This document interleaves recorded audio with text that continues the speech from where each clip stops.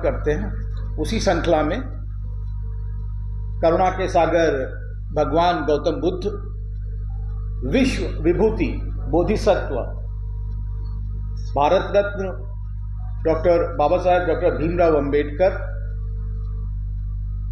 क्रांति के अग्रदूत ज्योतिबा फूले, आरक्षण के जनक साहू जी महाराज, सुदूर दक्षिण में बहुजनों और दलितों और मूल निवासियों की आवाज बुलंद करने वाले नारायणा गुरु और सेल्फ रिस्पेक्ट मूवमेंट को आगे बढ़ाने वाले ईवी रामास्वामी नायकर पेरियार, और 15वीं शताब्दी में संत गुरु रविदास, गुरु कबीर, गुरु चोखा मेला और अनाम बहुत सारे गुरुओं को नमन करते हुए बुद्ध धम्म को विश्व में सबसे पहले फैलाने वाले अशोक, उनके पुत्र महेंद्र और पुत्री संघमित्रा, इन सबको नमन करते हुए मातृशक्ति, पहली बहुजन महिला शिक्षिका माता सावित्रीबाई फूले, पहली महिला सेनानी उदा देवी पासी और पहली सेनानी बलिदानी झलकारी बाई कोरी और बाबा साहब को बल देने वाली रमाबाई, इन सबको नमन करते हुए साथियों, सुदूर पहाड़ों में मूल निवासियों की आवाज बुलंद करने वाले बिरसा मुंडा, इन सबको नमन करते हुए और आज हम जिनका जन्मदिन बना रहे हैं उसके सिलसिले में साथियों हम लोग यहां इकट्ठा हुए। मैं अक्सर ये बात करता हूं, जब भी मैं किसी SC/ST ऑर्गेनाइजेशन की मीटिंग में जाता हूं तो उनसे मैं कहता हूं, देखो एक अधिवेशन का भाषण होता है, एक सेलिब्रेशन का भाषण होता है। आपको अधिवेशन वाला भाषण चाहिए या सेलिब्रेशन वाला? अक्सर मैंने ये देखा है कि सेलिब्रेशन करते करते लोग अधिवेशन वाला भाषण देने लगते हैं। अभी जैसा आपने बताया कि बच्चे सुन नहीं रहे हैं कि मैंने कितनी मेहनत करी, मैंने कितना त्याग किया। मुझे लगता है अवसर होना चाहिए जिस पर वो बात बतानी चाहिए। अवसर जो है अगर उल्लास का है, आज सेलिब्रेशन का अवसर है, उल्लास का है, हमारी दर्द है, पीड़ा है, हमारी गुर्बत है, हमको मारा गया, कुचला गया, दबाया गया, वो सब हमारे साथ है। लेकिन एक दिन हम बाबा साहब को याद करते हुए क्या हंसी और उल्लास के साथ नहीं मना सकते? कोई जरूरी है उस दिन हम दर्द, पीड़ा और बच्चों को शिक्षा दे कि नहीं तुमको पढ़ना है, तुम लोग पढ़ नहीं रहे हो, तुम लोग शिक्षित नहीं हो रहे, बाबा साहब शिक्षित हो, संगठित हो, संघर्ष करो, तुम लोग शिक्षित नहीं हो रहे हो, संगठित नहीं हो रहे, संघर्ष नहीं करे। 14 अप्रैल है और उस दिन भी अगर हम अधिवेशन वाली बात करेंगे तो लोग सचमुच बता रहे हैं कि नाराज से होते अंदर से। इसलिए मुझे यह लगता है कि हम लोग थोड़ा सा उल्लास, थोड़ा सा जिसे कहना चाहिए सेलिब्रेशन के मूड में आए। कुछ लोग अभी तालियां मांग के थोड़ी ली जा सकती हैं, बात तो तब है कि ताली खुद बजे, तब तो बात है। अगर हमने मांग के ली तो फिर क्या ताली ली भाई? मुझे वो क्या बोलते हैं, इसमें रेडियो स्टेशन पर बुलाया गया कि आप बाबा साहब पे बात करने आइए, और उसने मुझसे यह कहा कि आपको कोई ऐसा फिल्मी गीत याद आता है जो बाबा साहब को रख करके आप उस फिल्मी गीत को गा सके। है तो बड़ा चैलेंजिंग था। हम लोग 1 घंटा बोलने वाले प्रोफेसर और वो किताब बोलने वाले, उसने गाना पूछ लिया। अब बड़ा परेशान।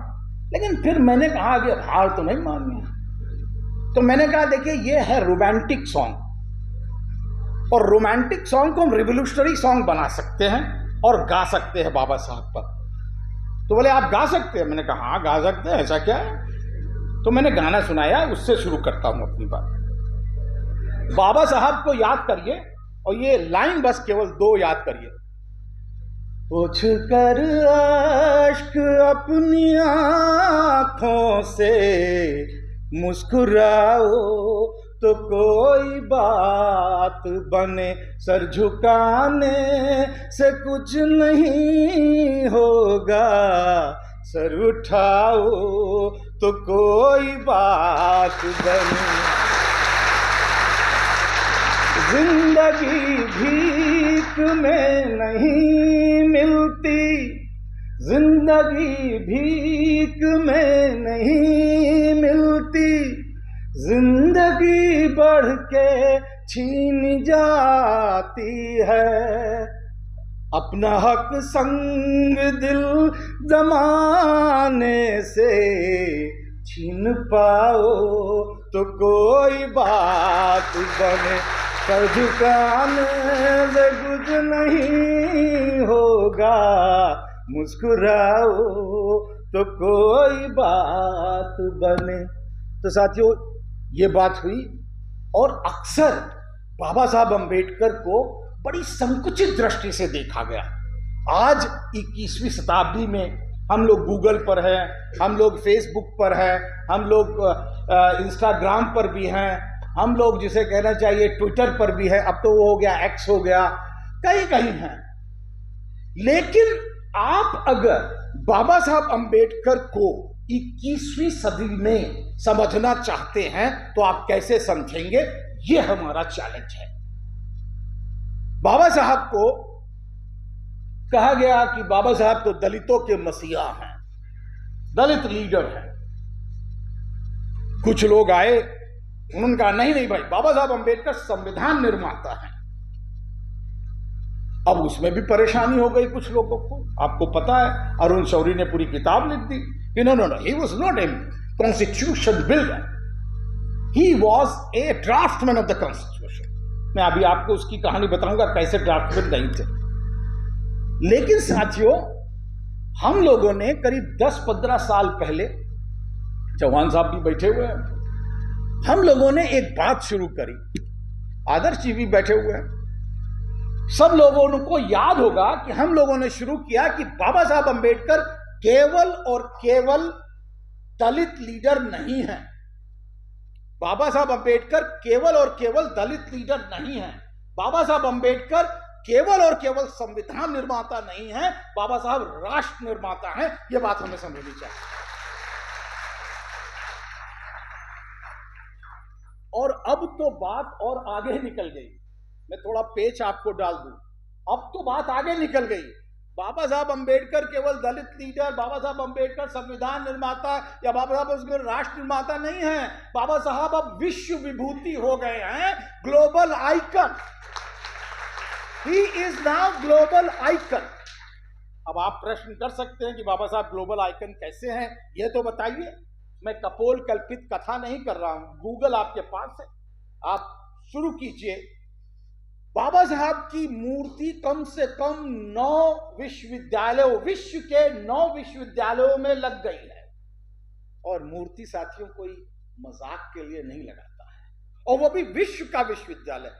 सबसे पहले आपको पता होगा कि लंदन स्कूल ऑफ इकोनॉमिक्स, जहां पर बाबा साहब ने पीएचडी किया था, वहां पर मूर्ति लगती है। गूगल करना है, करके देख लीजिए कि बाबा साहब अम्बेडकर की मूर्ति लंदन स्कूल ऑफ इकोनॉमिक्स में है या नहीं है।